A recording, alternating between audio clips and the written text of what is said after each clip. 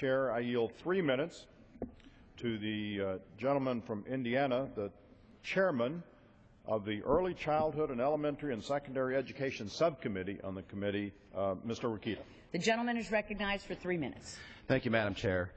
And I thank Chairman Klein and Representative Fox for their work and their leadership on this bill.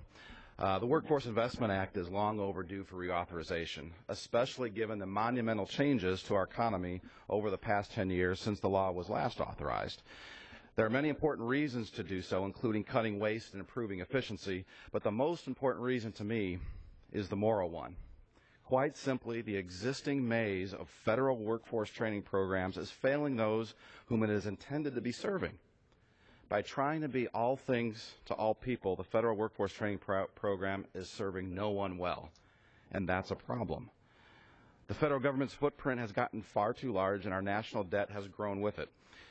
As a result, it is failing to serve the workforce of today and piling up ever larger bills for the children of tomorrow, people that don't even exist yet. What the Skills Act does is to consolidate and eliminate many unnecessary and duplicative programs, not simply for the sake of downsizing, but to improve the quality of the workforce training. And that's what we all should be about, Republican, Democrat alike. Business owners understand this. They understand the importance of streamlining and efficiency. They also understand the importance of getting a good return on their investment, and we aren't getting that right now. We have to make sure the federal government abides by those same principles. In addition to consolidating existing programs, which the Skills Act does, it's important for us to make sure that we are actually recovering savings and reducing the deficit as well. We can do both things at once, my friends.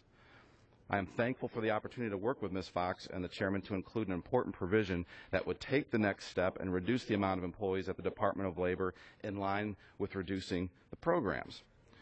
The bill gives the director of OMB 60 days to identify how many full-time equivalent employees work on or administer programs that have been eliminated or consolidated. The director would then have a year to reduce the federal government's workforce by that same number. Jobs that have the most value are jobs that are in the private sector, the productive sector. And to the extent we need jobs in the public sector, they should be to truly support and grow the private sector in a responsible way. Quite simply, if the programs no longer exist, then there is no reason for extra federal government bureaucrats. While many of these federal employees are no doubt very committed to their work, it is immoral for us to borrow more money from our children and grandchildren to pay for unnecessary expenses today. The Department of Labor may exist to serve our workforce, but it is not supposed to be a jobs program in and of itself. The legislation before us is a strong step in the right direction and will not only shrink the federal government and reduce our debt, but will ensure that we are delivering better results for America's workforce.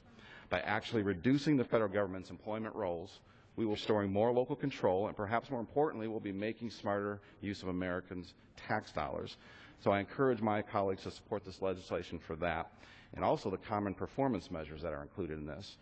One of my constituents, Jim Crampon, a small business owner, serves on one of the workforce investment boards, and he says that these common performance measures are absolutely... The gentleman is recognized for an additional 30 seconds. Thank you, Chairman. And he says that these common performance measures are absolutely critical.